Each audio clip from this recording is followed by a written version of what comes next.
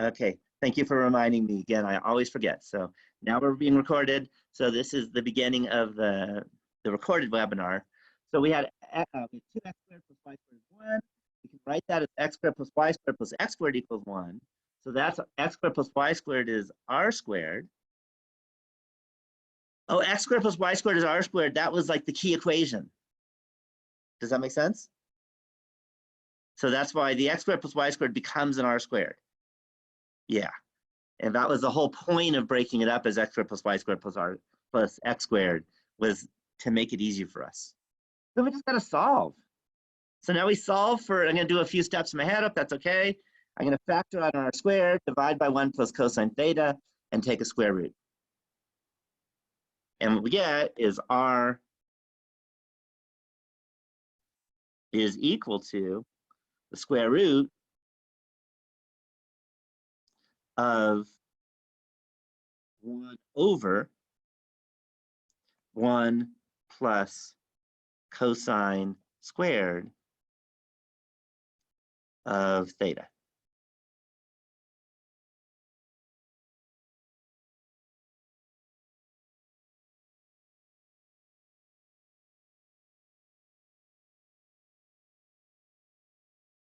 You know what I forgot?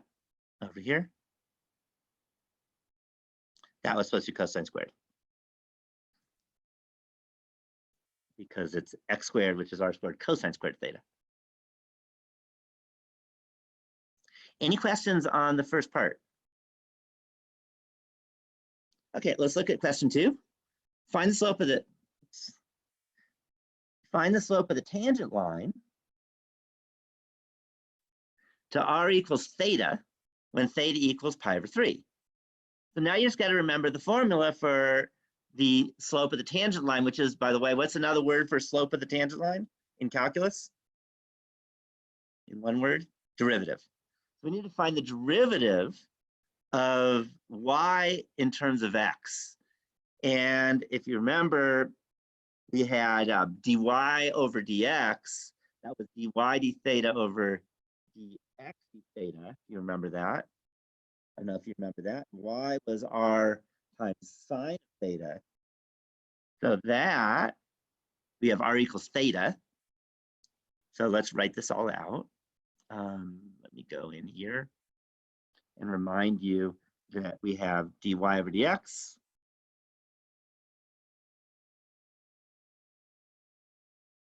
was equal to, again, it's dy d theta, and y is our sine theta, so it's going to be sine theta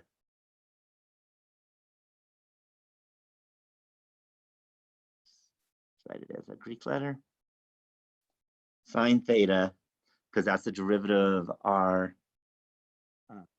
That's, wait, one more time. It's r prime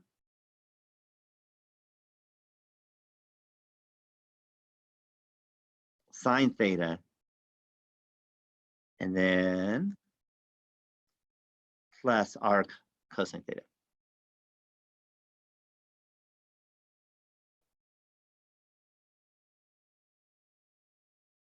And then dx, x is r cosine theta. So you take that derivative, you get r prime cosine of theta. And then plus a negative r sine theta. So minus r sine of theta. That was the formula that we had.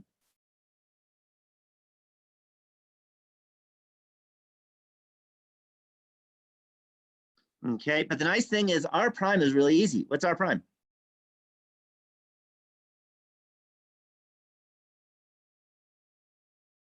One, because r is theta. I tried to make it easy. So I'm going to copy and paste. We know that r prime is 1, r is theta, and we just plug it in.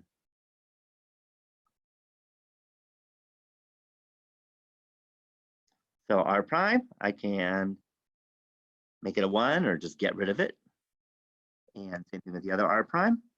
And then the r becomes a theta. And then the other r also becomes a theta.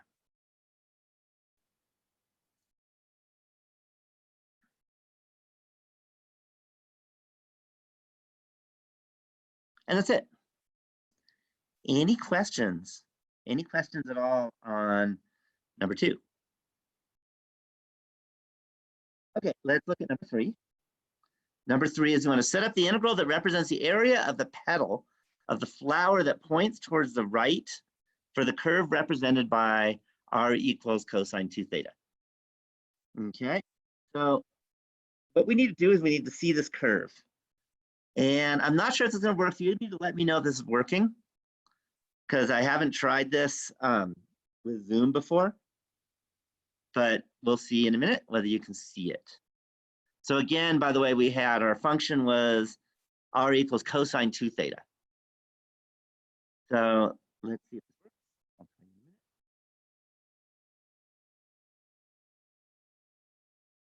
Okay, put a yes if you can see something that says drawing, save and close, and a little draw tab. I'm not sure if you're going to see this or not. And put a no if you don't see it. Okay, you see it. Good. Again, this is my first time ever using this particular program. So I wasn't sure if it was going to work. Okay, so which means that I'm happy, because that means this is going to work. And it's a nice little program. This is all in Google Docs, by the way, if you're wondering. Oops, didn't want to do that.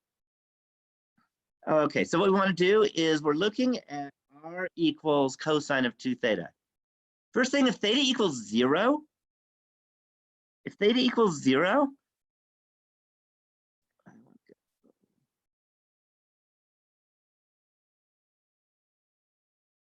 there we go. Not quite the shape. I want it a little too big. There we go. If theta equals 0, we're just at 1. Okay, then what we want to do, again, this is going to be a right petal. So the question is, where does theta hit the origin?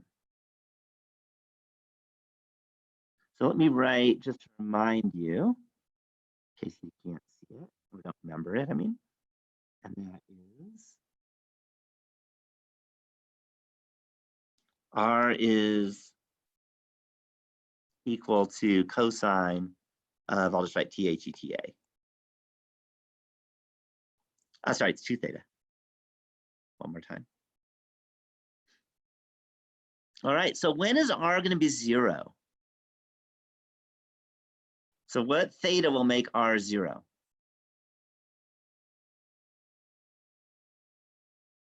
And that's important, because this is the hardest part of the whole problem, actually.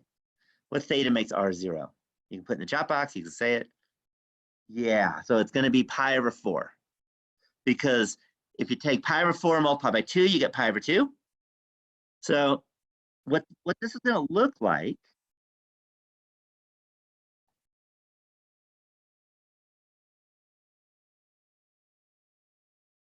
something like that. Again, I'm not a very good artist, but you get the idea. Look, something like that, it'll be symmetrical. And the key is that theta, the highest value of theta is going to be pi over 4. What about the lowest value? What about the left-hand side? And the hint is it hits this very far right side when theta is 0. So so over here means theta is going to be negative. So what will theta be when you hit the origin on the other side? Right? So on the forward side, it's going to be pi over 4. What on the backward side? The bottom side. Okay, 7 pi over 4, except that doesn't quite work, because if you start at 7 pi over 4 and then you keep going, you're not going to end up at pi over 4 because you got more. So the key is going to be negative. Does that make sense, Cesar? So what will it be? It'll be negative what value?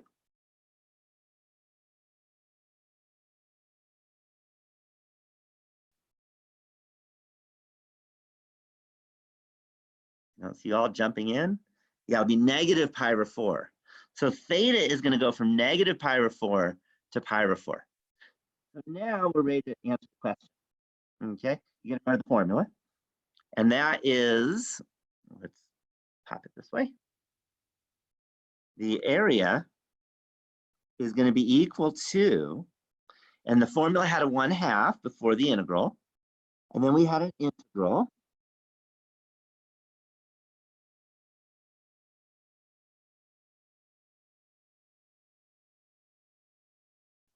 from negative pi over 4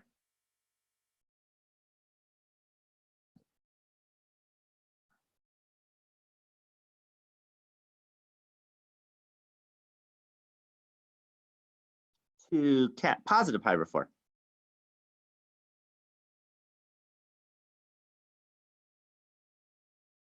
And then what goes inside? Do you remember? The hint is it's not just the function.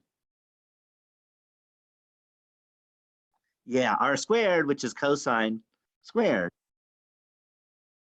of 2 theta. D theta.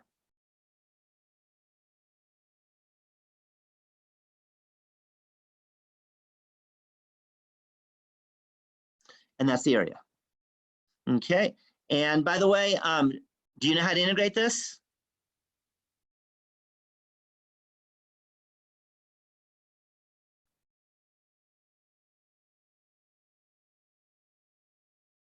I didn't ask you to, but the answer is you're supposed to know how to integrate this because this happened last quarter. I didn't ask you to do it, but you should know how to do it. And that is you write cosine squared. Remember, that's going to be 1/2 times 1 minus cosine of 4 theta all over 2, and then do a quick little substitution. So it's not too bad to integrate, but I couldn't make you spend, you only had 20 minutes for all 3 of these questions. Any questions at all on this quiz? All right, so now let's move to vectors. So I don't need this anymore, so I'm going to get rid of it. So what I want you to do is I want you to put in the chat box, but don't hit enter yet. I want you to put in the chat box your definition. Don't look it up or something, but what you think a vector is. How would you define a vector? You can start with a vector is, and just type it in, and then I'm going to count to 3, and then you're going to hit enter. And that way everyone can see it once. I don't want you to look at everyone else. I want you to see what your definition is. So I can give you a minute to type in what you think a vector definition is.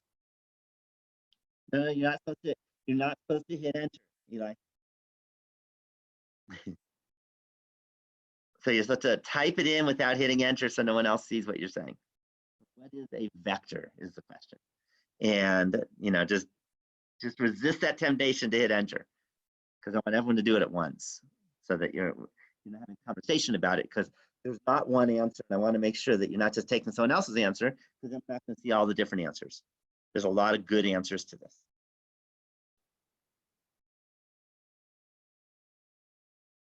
I'll give you another 30 seconds.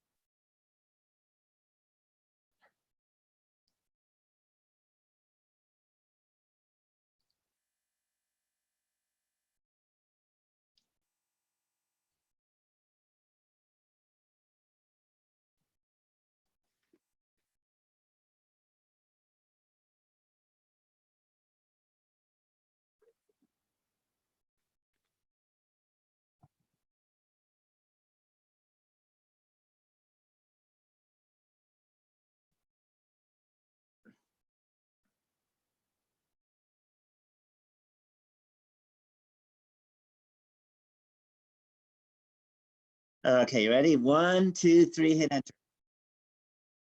Okay, now let me read your answers, and you should be able to read the answers too.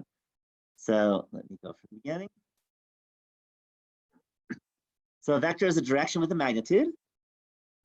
A vector is something I've not heard of. Really, never even heard the word. Interesting. A vector is a direction of force, okay, where a line is traveling to, a magnitude and direction, anything moving in a specific direction, something with direction and magnitude, quantity that has magnitude and direction. I'm hearing a lot of magnitude and direction. Okay, direction, magnitude, directed line segment, magnitude and direction. The vector is the course of an object going. Okay, so definitely I'm hearing a lot of physics words, which is fine, but we're going to think mathematically, which could be a little different than physics, by the way. Vectors can, for example, happen in economics that have nothing to do with anything moving around or anything. But we'll take a look. So I'm going to do a few definitions of a vector. So definition 1 is a vector, because it's what a lot of you said, is a magnitude and direction. Okay, that's a definition. So if you say that it's got length 5 and it goes in that direction, say in the XY plane, the direction might be, say, pi over 4, because that's a direction. Remember, theta is a direction. Then that gives you a vector. So one of the nice things, by the way, if you're going to be thinking of a vector as magnitude and direction, polar coordinates are the way to go, because magnitude is r and direction is theta. Is that clear to everyone? So you may not have realized what you were writing, but what you wrote is that a vector is the polar coordinates of a point.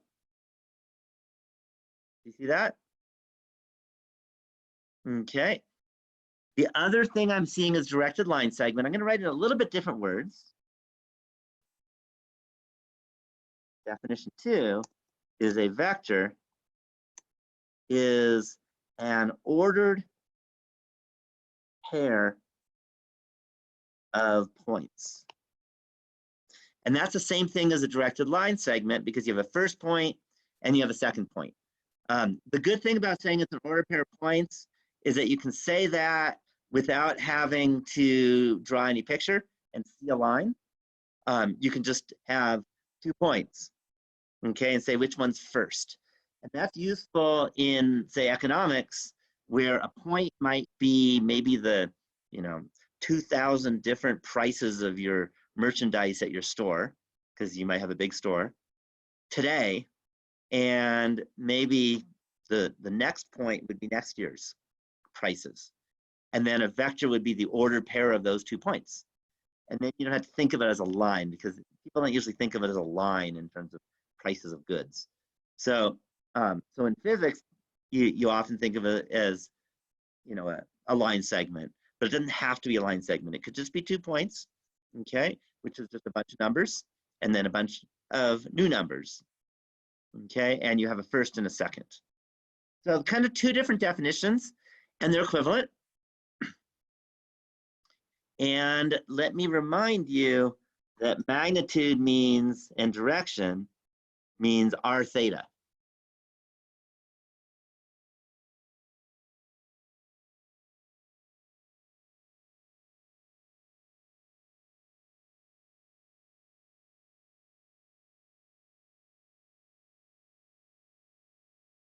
I'm not sure if you realize, but when you said magnitude of direction, that's what you were saying.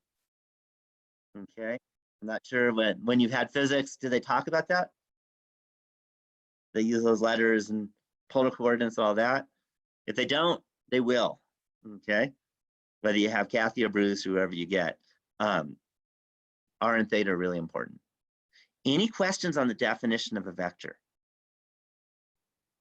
Okay, I want to mention something that's really important, and that is in these definitions. Oh, you know what? I wrote 1 and 1, definition 1 and definition 2. In these definitions, notice I didn't say in the XY plane. How come?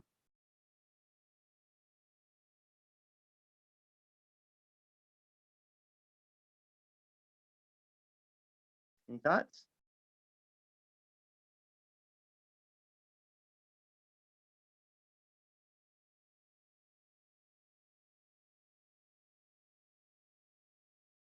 Not seeing y'all jumping in, but all right, let me tell you if you don't know. So the reason is today we're dealing with 3 dimensions. We're going back into reality today. It doesn't have to be in the XY plane.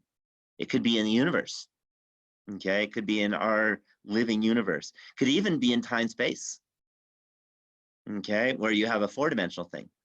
Okay, so that's a note, is that this does not, the definitions don't even mention the dimensions. Whether you're in 2D or 3D or whatever, or 1000D, if I call it the Safeway dimension, which means you might have 1,000 different items at Safeway that you're looking at prices of. Okay, so that's important to note, is that these definitions are independent of the dimension of your space. Another thing to note, and this is something you don't have to remember today, but I just want to give you a warning. In about 10 months, for those of you who keep going doing more math, you're going to have a different definition of a vector. And it's going to be much more general. So I'm not going there, but I just want to give you a heads up that vectors can actually be a lot more than what we're saying here. But for now, we're keeping it this way. Any questions on what a vector is? Okay, so the next thing we want to do is we want to say, well, how do we do arithmetic of vectors? Okay, and let me ask you, okay, see if you remember, or if you have a child, you definitely should know. And that is, what's the first arithmetic you learned in your life? Addition. Addition. So let's do that. Let's see if we can add two vectors. Does that make sense? And there are, because there's two different ways of thinking about vectors, we're going to have two different descriptions of adding vectors also. So first thing, we're going to have magnitude and direction, and I'm going to draw a picture of that one. So let's take a look. And now that I know this works, then I can do it.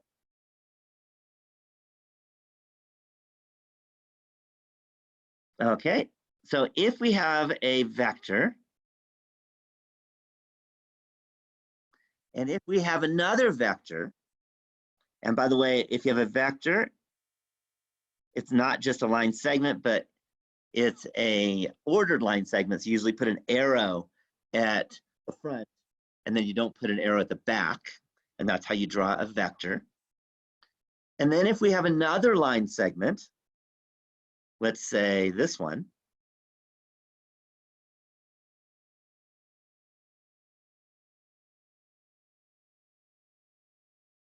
and I want to add those two vectors. Okay, well, it turns out what you can do, let me play with this that much.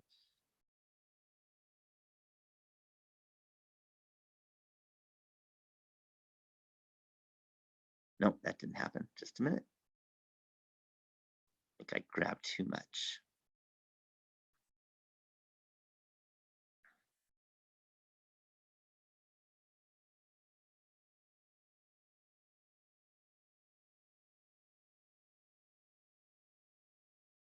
You can move a vector as long as you move it parallel to what it is. So it needs to have the same magnitude, it needs to point in the same direction. And we can move the vector so that what happens is that their tails are touching. Any questions on what I just did so far? So let's label these vectors. Let's say the little one is, let's say that one, V. Okay, V is usually the first go-to letter for vector. Any guess?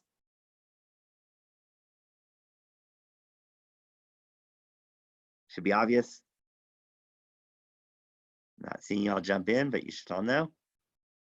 Because V is the first letter of the word vector. So you always use V if you want a go-to letter, use V. So we have a vector V, we have a vector W, and then we want to add V and W. And the way you do it is you draw a parallelogram. I'm going to draw a parallelogram.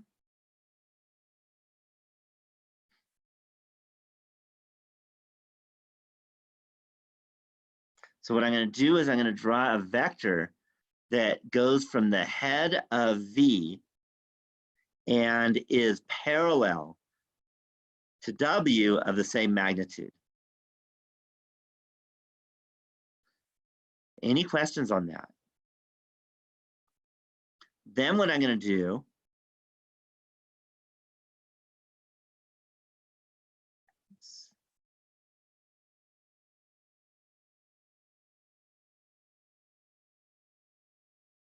except it's not letting me.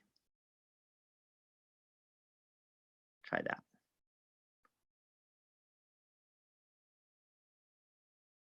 Good. Is I'm going to draw this new vector.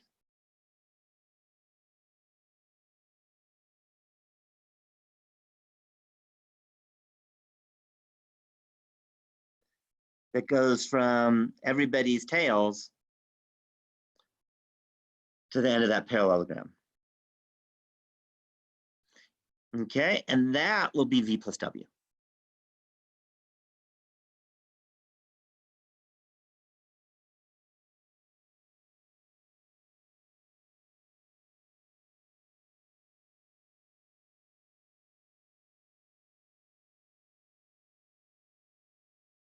Any questions on the picture of v plus w? Okay. Notice, what if we want to subtract two vectors? What do? And the hint is we already have the picture.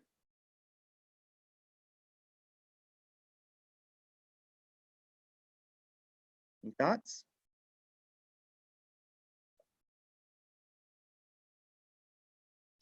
Different direction. I'm not sure what you mean by different direction.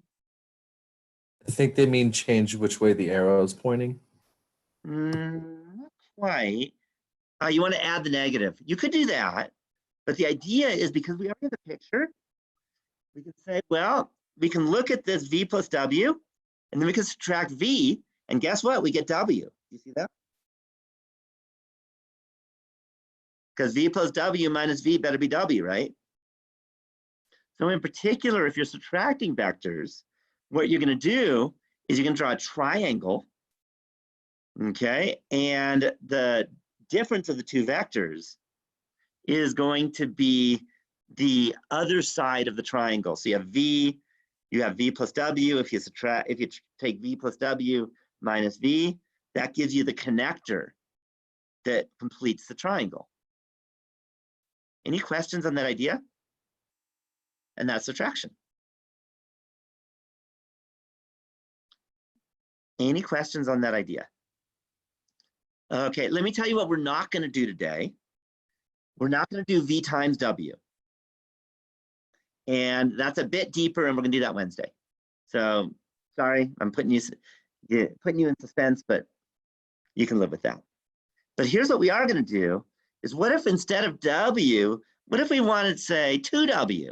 Or how about 2v instead of v? Might be easier to draw in this case. So the idea is that if you multiply a vector by a scalar means just a number. What you're doing is you're keeping the direction, and then you're multiplying the magnitude by that. So if I draw something in the same direction as v,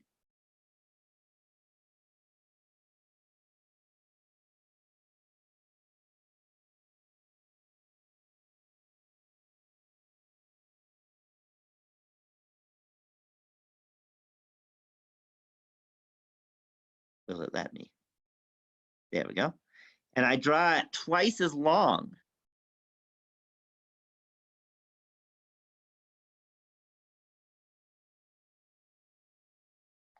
Then that's what 2v is.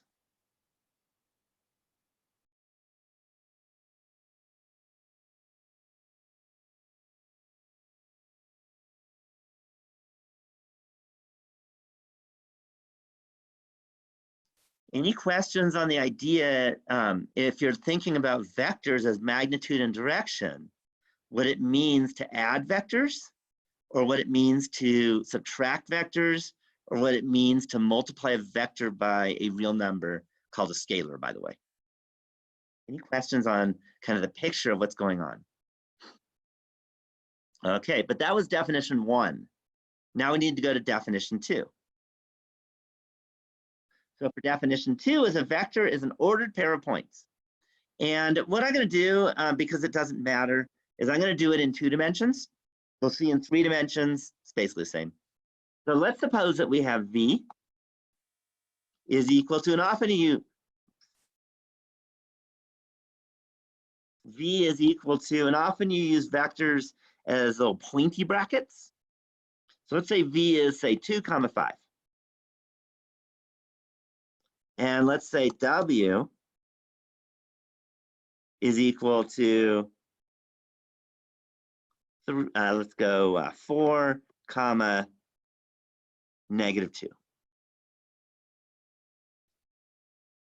So the good news is that it's actually really easy to talk about addition. So with with the geometric definition, we need to draw a picture, we need to get a parallelogram, we need to connect. Kind of a pain, especially if you have to draw it with a computer. But it's really easy to add two vectors. So v plus w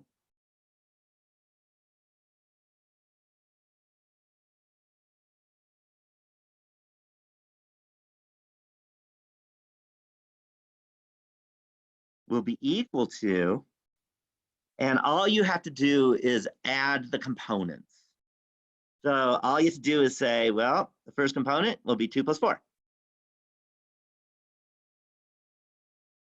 And the second component will be 5 plus -2. And you better be able to do that in your head. 2 plus 4 is 6. And 5 plus -2 is 3. And there's how you add two vectors. Any questions on the idea of addition? Do you agree it's really easy? Okay. Can you imagine if we had 3 components instead of 2? If it was XYZ instead of XY? You do the same thing. You just add the 3 components. I'm not going to do one of those because I'm hoping you can figure that out. Okay. Similarly, what if we want to multiply by a scalar? What if we wanted to say 5 times W? Well, that's equal to 5 times, and W is 4 -2. And the idea is you just distribute. So that's going to be, by definition, 5 times -4. 5 times 4, comma, 5 times -2.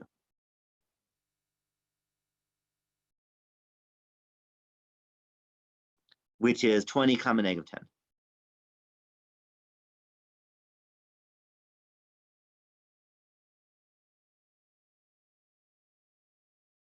Any questions at all? Any questions at all on this? Okay, here's what I'm not going to do, but I'll let you know I could if I needed to, but it would take a long time. And that is, I'm not going to prove that these are the same definition. We have a picture definition. We have a definition with coordinates. And it turns out if you draw the picture of the coordinates, it does what you expect it to do. So adding is a parallelogram, multiplying is keeping the same direction and changing the magnitude. So any questions at all on this definition of just arithmetic? Pretty easy. Okay. Here's what we're not going to do today. We're not going to do multiplication. And here's a tough question. When are we going to do division of two vectors? Say v divided by w. Yeah, never. Never in the history of the universe. Okay, there is no division. Even when you get into advanced math, you can't divide vectors. So never, ever even try to divide vectors. Okay, multiplication, we're going to find out it's complicated. There's actually 2 different definitions in 3 dimensions. There's only 1 definition in 2 dimensions, but that's Wednesday. Division will never happen. Got it? Okay, so that's arithmetic. Not much else to say. Any questions so far? Okay, let me go back, show you where we are. Again, we have a long list of things to do, but they're all pretty easy. I hope you'll agree. So now we're going to look at the properties. The properties are kind of course kind of properties, but I should write them down anyway. So let's do some properties.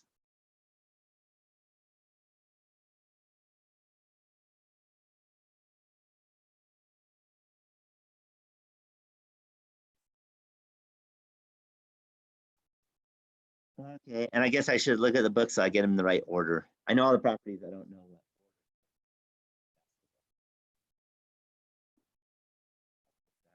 Yeah. So let's do it. They have a whole bunch. Okay, so the first one is u plus v. I'm going to go v plus w. I like that better. The book uses u plus v.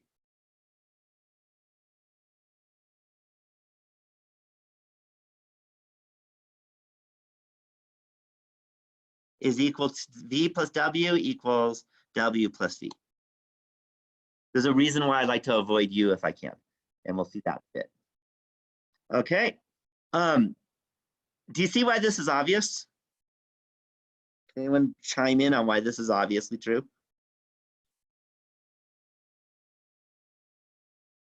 Especially with the second definition. It's addition. And in particular, if you do the first coordinate, it's true. And if you do the second coordinate, it's true. So it must be true because it's just addition. But it's two different sets of addition, but it doesn't matter. Addition is commutative. Any questions on that? Okay, the second one. Okay, and I'm not going to write the, well, maybe I should. This is the commutative property. So the second one is, now I'm going to use U, because I have to, plus V plus W is equal to U plus V plus W. By the way, what do you call that? Might have been a while since you thought about it, but you've seen this property before with numbers. Yeah, it's called the associative property. And again, same reason, because you're doing it component-wise. If it's true for each component, it's true combined. Any questions on that? Okay. The third one is really obvious, and that is V plus 0 is equal, any guess? The hint is it's really obvious. V. Okay. The strange thing about this is not the number 0. How come?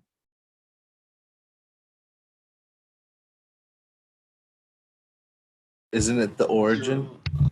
Yeah, it's the origin, but even better, but the origin's a point. It's the vector 0. So you could say it's the vector 0, 0. I know it sounds like the origin, but it's the vector 0, 0, 0, 0, 0, not the point 0, 0. Okay, and you got to remember those are slightly different. You could think of 0, 0 as going from 0, 0 to 0, 0. Okay, so, or it's the vector with 0 magnitude, and dimension, direction doesn't matter. And we've seen that with polar coordinates, is that if the r is 0, direction is meaningless. Is that clear? So that's the 0 vector, not the 0 number. Okay, sometimes you call this the additive identity.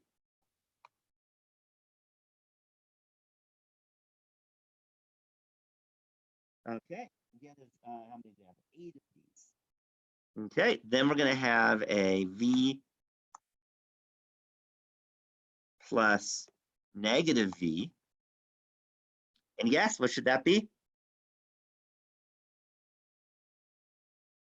Yeah, that's 0. And notice it's not the 0 number, it's a 0 vector. If you add 2 vectors, you don't get a number, you get a vector. Okay, and you remember what that's called? I'll start it off.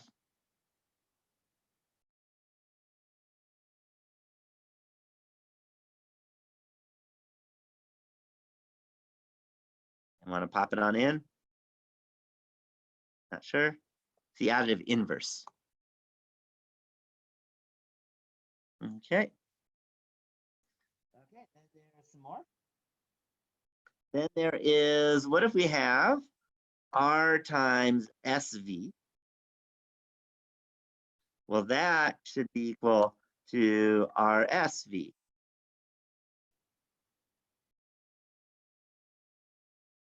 And that is also associative. But now it's associative for scalar multiplication. But I'm just going to okay. And again, if you write it out, if you do it with components, it's obvious. I think it will be for y'all. Let me do this. Yeah, that way I can see them all. Okay, and the next one I've got is, oops, try that again. R plus S times V. Any guess what should that be equal to?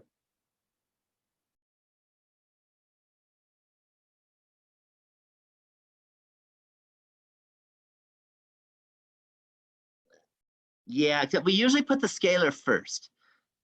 Just like if you have a function, like say cosine theta, and you want to double it, you don't write cosine theta times 2, you write 2 times cosine theta. Same thing with numbers and vectors. So you want to write RV plus SV. Okay, it's not wrong to write VR plus VS, but it's better practice to write it with the scalar always first. Okay, and that is what's that property called? You've had this one before? Distributive. Yep, that's distributive. Now, here's something that is new, and that is, and it's going to sound weird, it's one of the distributive properties. That's something you're not used to. Okay, and there's another one, and that is R times V plus W. And what should that be equal to based on the other distributive property?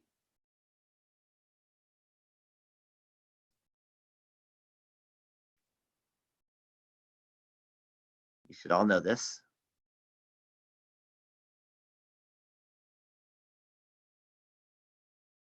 I don't see y'all chiming in.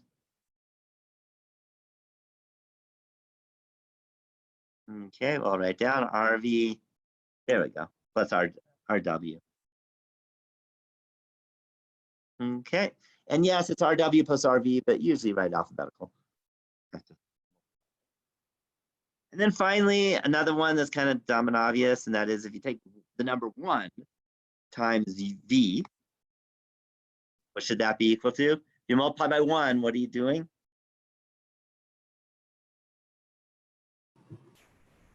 Yeah, you're leaving it alone and you just get V.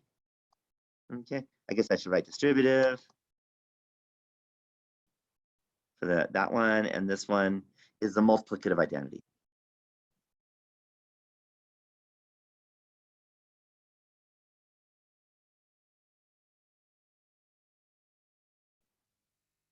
Probably an A in there, right? That doesn't even say multiplicative, maybe? Yep, identity. And those are the big 8. Any questions on any of these properties? There's not too much to say about them. It's not hard to use. I think the hardest is to remember the names. Okay, so we'll be using them a lot. Usually we'll use them without thinking. You just multiply through kind of stuff. Okay, so next is a unit vector, and this is a definition.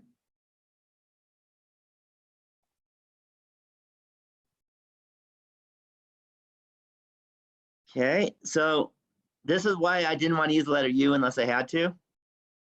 So we call U a unit vector if the magnitude of U is 1. Another way of writing that is it's the double absolute value of U. You'll often use that for magnitude.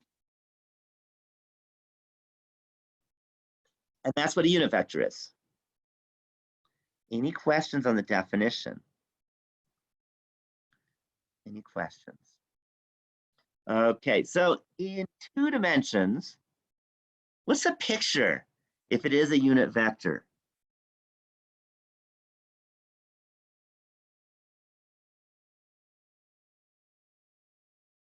What's the picture if it's a unit vector? What do you know about that vector in terms of what it's doing? The line, well, all vectors are line segments, whether they're unit vectors or not. Does that make sense? Because that was part of the definition. Okay, so if we start at the origin, where does it end? So we like to, if we can, move a vector so that the tail is the origin. At 1, 1.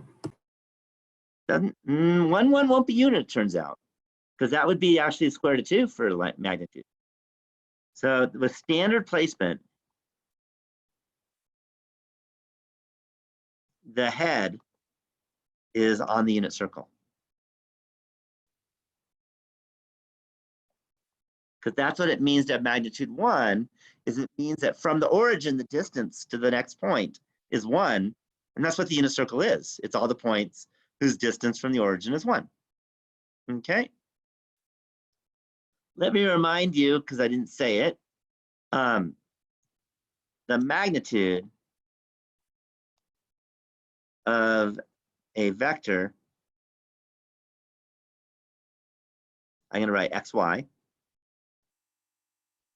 is just the distance from the origin. And that distance formula, hopefully you all know, if you're at the point xy, how far is it from the origin?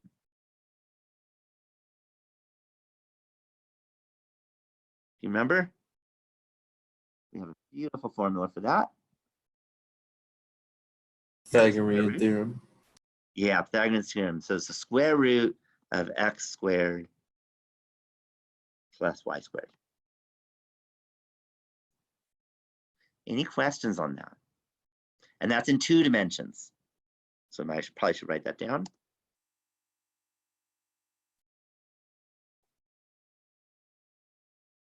Okay. Now we're going to move to 3 dimensions. So by the way, what is the magnitude? Oh, actually, instead of what is magnitude, even better. Find the unit vector. Actually, let's write down. Find a unit vector in the direction of the vector 4, 3. So that could be a question you'd be asked. Okay, so we have this vector 4, 3, and you need to find a different vector that has the same direction as 4, 3, but is a unit vector. Okay, I guess I should say the in this case, if it's the same direction. How do we do that? Here's a hint. What arithmetic can we do to a vector and not change its direction? Scalar. Yeah, we can do scalar multiplication. Is that clear to everyone? So we're going to do scalar multiplication on the vector 4, 3, so that we end up with magnitude 1. Well, let's find out, and I made these numbers nice. What is the magnitude of the vector 4, 3? The hint is it's very easy, or very pretty, let's call it that. So what is the magnitude of 4, 3? Okay, yeah. So Ralph got it, 5, and Victor gets the right reason is square root of 4 squared plus 3 squared. I chose this on purpose because it's a 3, 4, 5 triangle. And the answer is the magnitude of 4, 3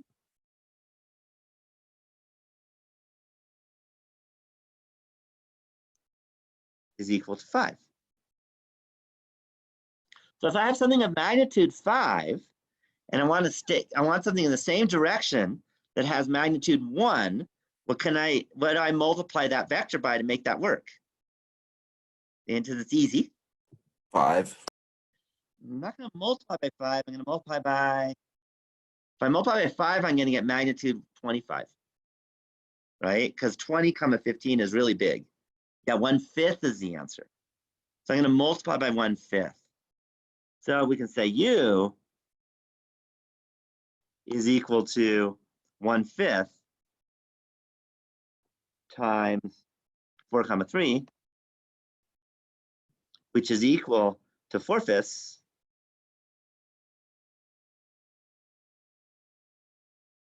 comma 3/5.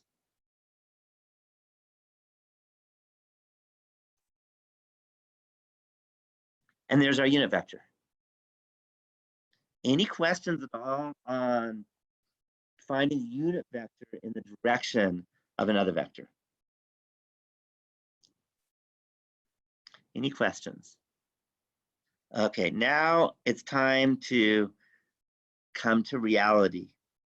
Okay, you have been fooling yourselves most of your lives. I don't know if you realize that, because if you really think we live in an XY plane, then you're just dreaming. Okay, it's not where we live, and it's not good enough. It is not good enough to only use 2 coordinates to talk about the universe. Okay, and if we want to talk about the position of where something is in the universe, how many coordinates do we need in basic physics? At least 3. In basic physics, exactly 3, not at least 3. Okay. Okay, I'm certainly not getting into advanced stuff, but in basic physics, you need 3. And that's something we can visualize, right? You can go up and down, left and right, forward and back. And if you give the 3 coordinates of a point and you know where the origin is, then you know where you are. Is that clear? Any questions on that idea? Okay, so the problem is the XY plane doesn't do that. So what we need to do is we need to come up with a way of talking about 3 dimensions where we live. Any questions on that idea?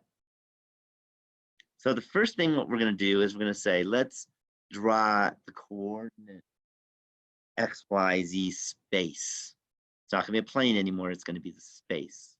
The bad news is that in most of the applications where you have to do stuff, you're doing it on paper or a computer screen.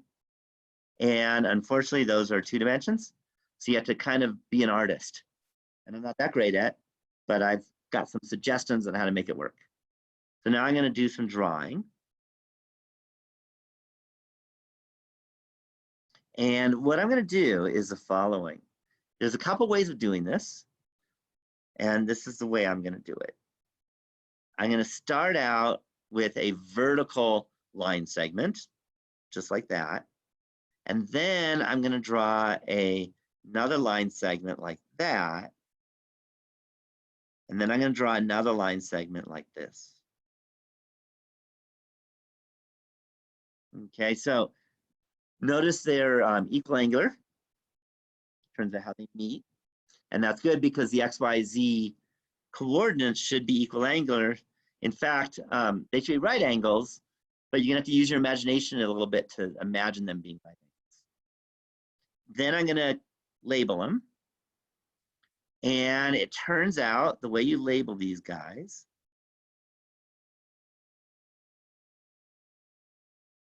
is you always let the one on the left be X,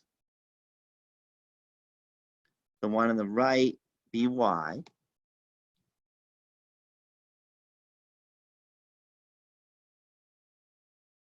and the one on the top, we're used to XY, so what else do we want?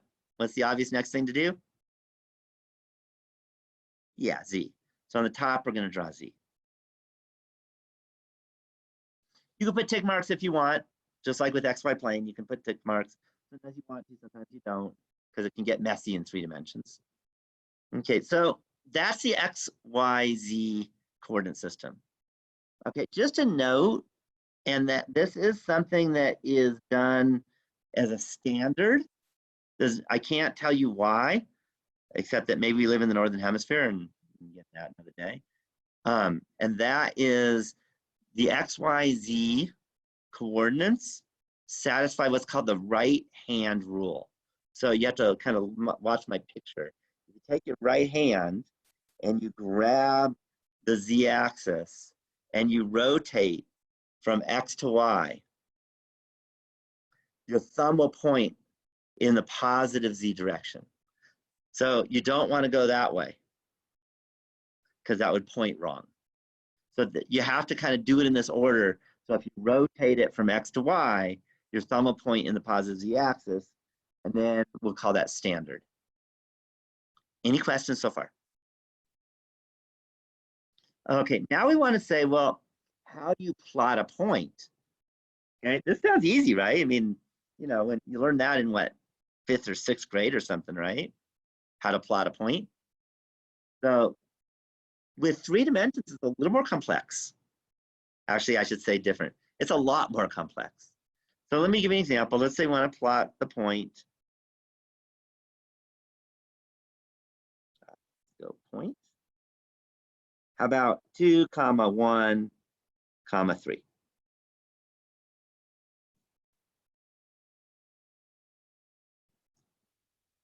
I'm going to plot that point. So the first thing I need to do is now I really do need some tick marks. And I need a couple tick marks for X. I really need only one tick mark, but I'm going to draw a couple anyway. Maybe I should draw 3 on each.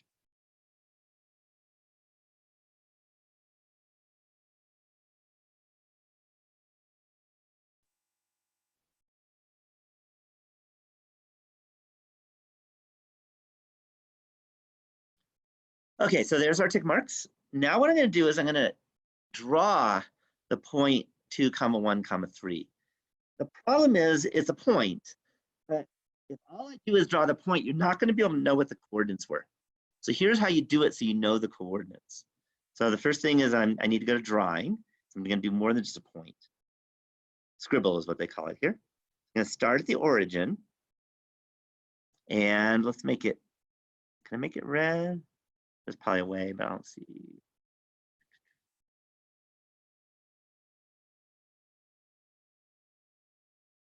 No, maybe not. So what I'm going to do is I'm going to draw, and I'm going to walk over 2, and then I'm going to walk over 1 in parallel to the y coordinate, just right there. Then I'm going to walk up 3 parallel to the z-axis. And that's about there. Okay, I'm not a perfect artist, especially with the computer. And then let's make a point.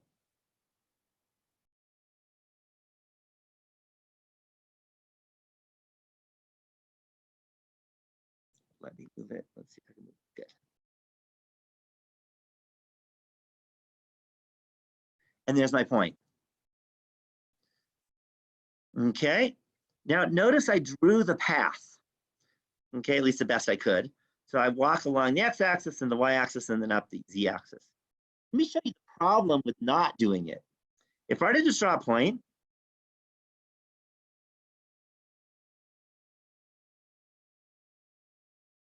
okay, I just drew a point. Could you tell me the coordinates of that point, the second one that I just drew?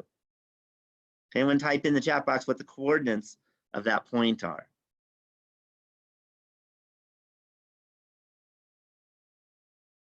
So there should be 3 numbers if you have the coordinates. Okay, and the answer is it's impossible. You can't draw the coordinates of a point, even if the point is just shown like that. Exactly, you have to have more information. So that's why what you want to do is you want to draw the path as you walk to that point. So I'm going to erase that point that I just drew because that was just wrong. Okay, because it doesn't really tell you what's going on. Okay, so now what I want to do, I want to say, well, how do I get the magnitude of this point? So now we want to think of instead of as a point, now let's think of it as a vector. I can do an arrow with this. So now we have a vector. It goes from the origin to that point. And I want to find out, how do I find out what the magnitude of that vector is? Any questions of the idea here? Okay, and the idea is I do that in stages. Because the only way I know how to find out the distance from point to point, I know the Pythagorean theorem, but I only know that for in the xy plane, right? 2 dimensions. And I want to be able to handle it in 3 dimensions. Any questions on that idea? So if I want to find the magnitude, what I can do is I can say, well, I'm going to draw a new triangle.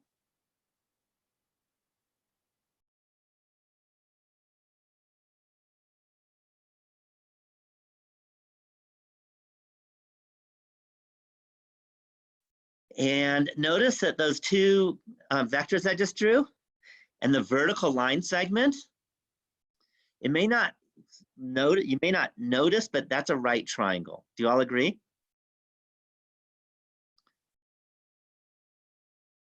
So we have a right triangle, okay, because that vertical and that bottom go at right angles to each other. And if you have a right triangle, we can use the Pythagorean theorem. So what we want to do is we want to say, well, let me talk about these lengths.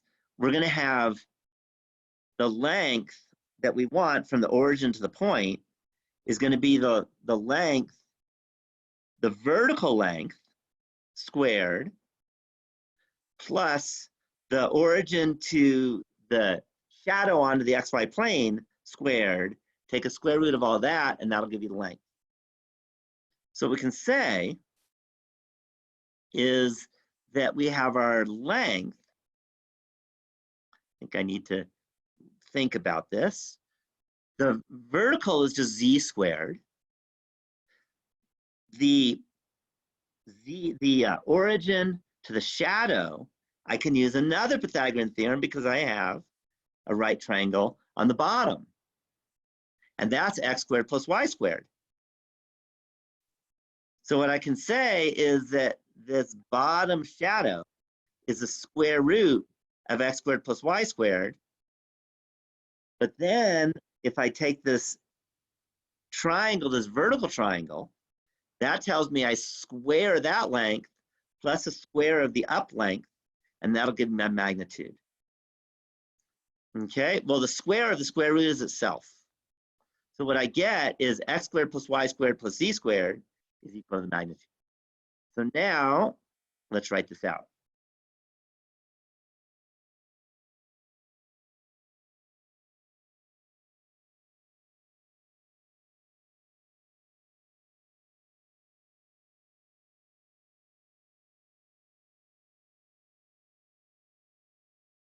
Where was it? Okay, so that was again 2, 1, 3. And I'll write it as a vector because we're going to talk magnitude. And in front of that, let's give magnitude is going to be equal to, well, that's going to be, it's kind of an extended Pythagorean theorem.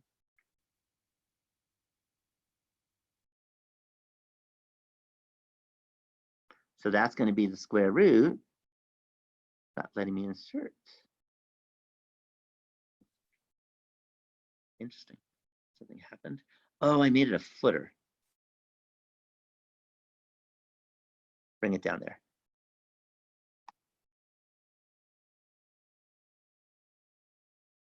So if we want the magnitude of 213, that's going to be the square root of 2 squared plus 1 squared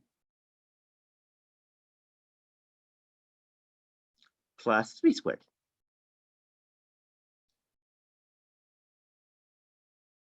And that will be equal to the square root of what? 4 plus 1 is 5 plus 9 is 14. So it'll be the square root of 14.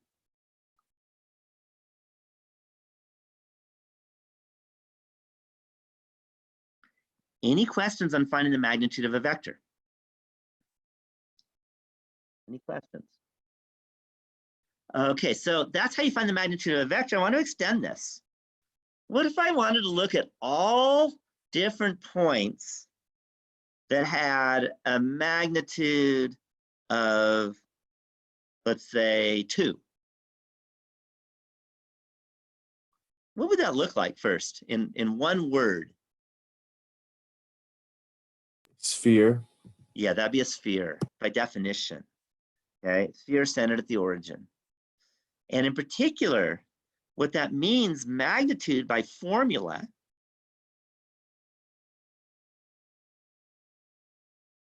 is the square root of x squared plus y squared plus z squared. And that's supposed to be, I told you we wanted it magnitude 2. So that's equal to 2. Okay, or even better, because a lot prettier, x squared plus y squared plus z squared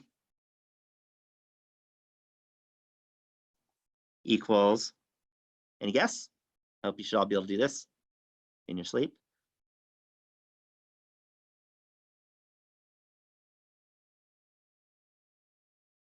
Yeah, 2 squared, but hopefully you can do that and know that before. And that will be a sphere. Oops.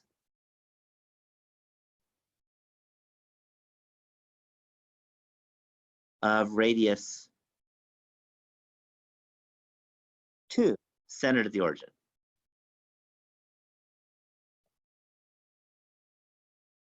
Any questions on that? Okay, let me tell you about how do you draw something like that? What's the best way of drawing this? Any thoughts?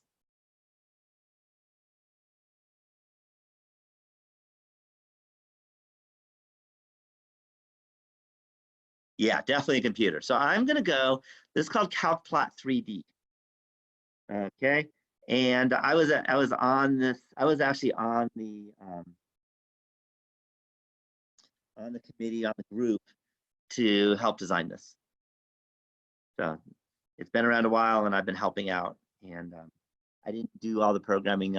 Paul Seeberger from Maryland, actually, he teaches at a community college there. He's the one that kind of organized this whole thing, and I was on the committee or on the team. Okay, so we could write, you could either do z equals a square root. You could do that if you want, or 1/2 power. And notice if I go like that, it just SQRT, I'm just gonna do that. Capital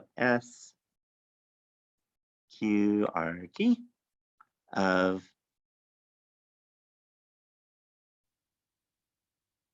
actually, that may not be the best way to do it. Let me show you a better way. Let's not look at this one. Better write just z equals x or something. It gets mad at me if I don't. And I'm going to add a graph. I'm going to write an implicit surface. And they even gave you one that's similar, so I'm going to write x squared plus y squared plus z squared equals 4. And is it what you expected? And you can look, you can even spin it. Is that what you expected to see?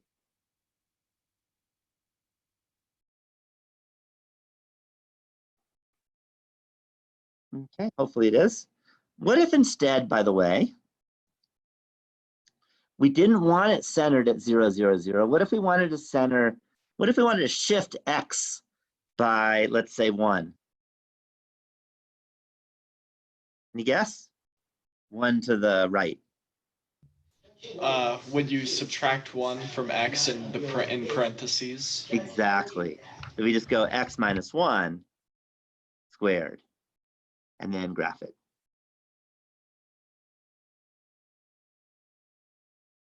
Okay, it may not be obvious what happened.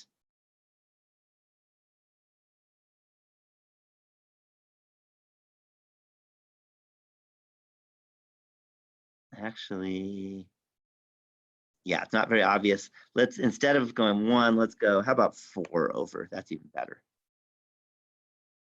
Let's graph it. Okay, and we're off, and the reason why we're off is because we need to change these. So let's go -4 to 4. And how about x, y, and z the same way? And 4, 4, and now let's graph it. And it should work. Didn't like something.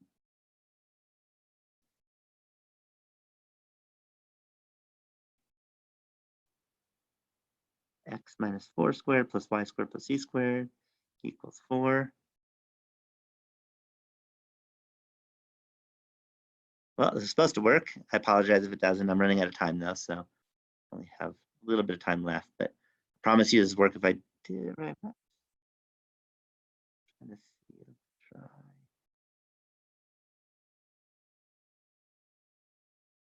Something in here is not working. I apologize. Oh, it's not even going to the 4. Oh, what happened? -4 to 4.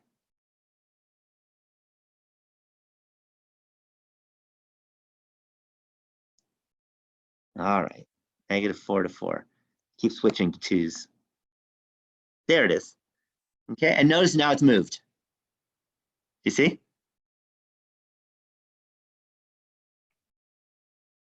Any questions on this?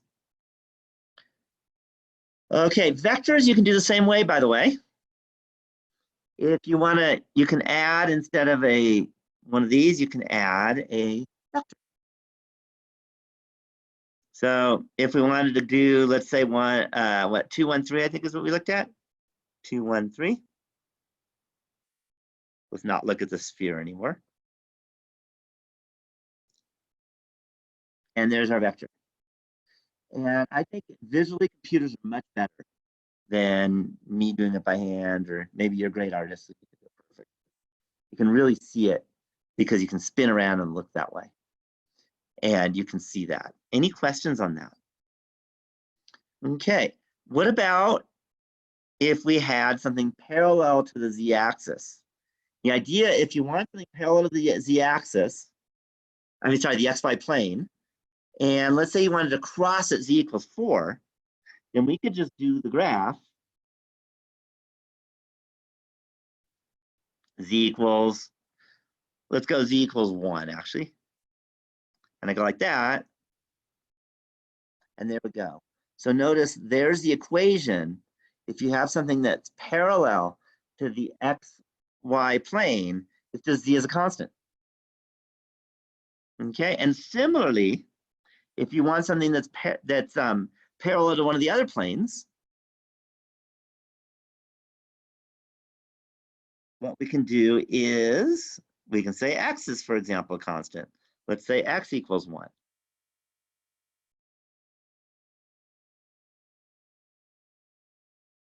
And there's x equals 1.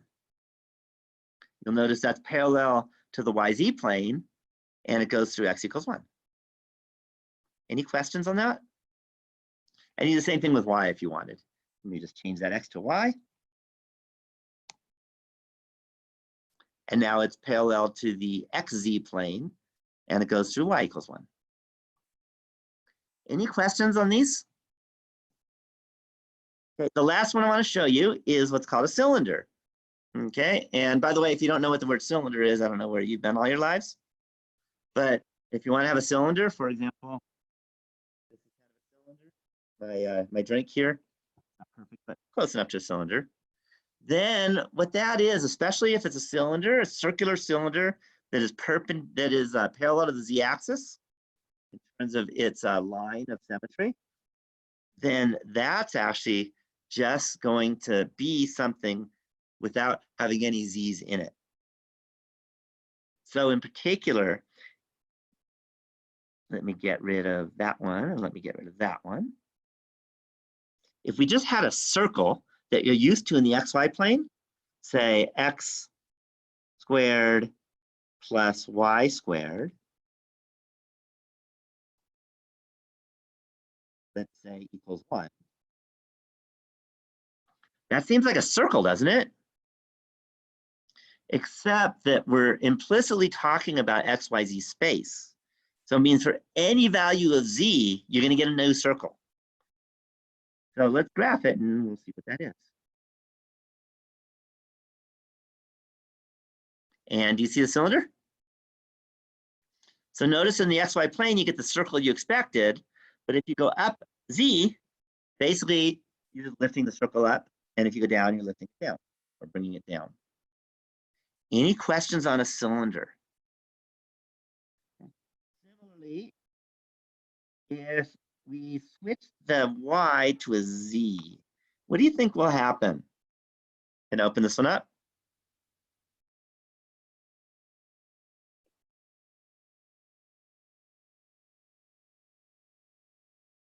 Yeah, we'll get a cylinder, but it's going to be pointed differently. Okay. Notice that the z-axis was the center of this cylinder. If we're missing y now, then the y-axis will be the center of the cylinder. Do you see how that works? Okay. And you could also shift. Shifting always works, but we don't have time to do that. Any questions at all on these beautiful pictures? You could do it by hand too, but good luck making it so pretty. Okay, maybe you guys are great artists and you could do that, but I can make it look pretty in a computer. Okay, just want to double check.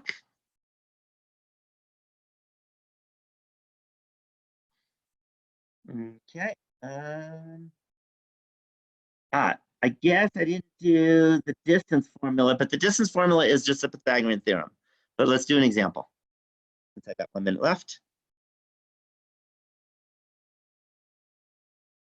So find the distance between the points 2, 4, 1, and how about -1, 0, 5? Well, you do it just like you would in 2 dimensions, except we have a z in also. So let me work this out. Very easy, that's a hint. A little messy, but easy. So we can say distance is equal to the square root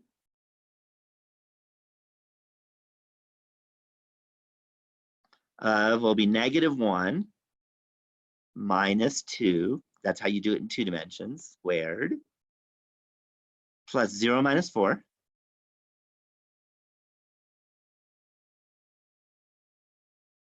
Squared. And then, okay, that's if we ignored the z, but we can't ignore the z, so what do I got to do? The hint is it's obvious.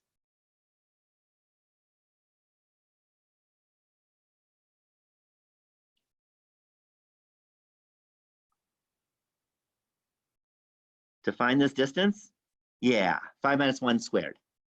So plus 5 minus 1 squared. So to find the distance between 2 points, it's no big deal. You just extend what you already know how to do in 2 dimensions, and you do it with 3 dimensions. And that's going to be equal to the square root. Now let's just do it in our heads. Well, -1 minus 2 is -3. -3 squared is 9. -4 squared is 16. So now I'm at 25. And then 5 minus 1 is 4. It's another 16. That's 41. Just arithmetic. And there's our distance between those 2 points. Okay, now we're out of time. So I'm officially in office hours now. But I'm happy to answer any questions you have. This is your chance. And just a note.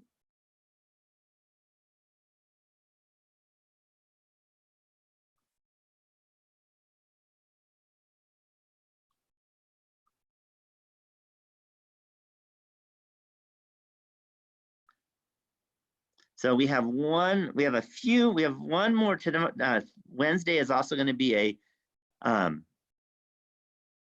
Wednesday will also be a 2-section day, and then a 1-section day, a 2-section day, and then we're all 1 sections. So we're kind of doubling up at the beginning, and then we slow down. So if I have to, go fast and spend a lot of time, sorry about that, but we have a lot to do in this class. A lot of little details today, nothing too hard, I think. Most people don't have a lot of trouble. But I want to remind you, these are office hours, so let me go to stop the share, and let me kill the recording, because we're done with the lecture, and now any questions you might have.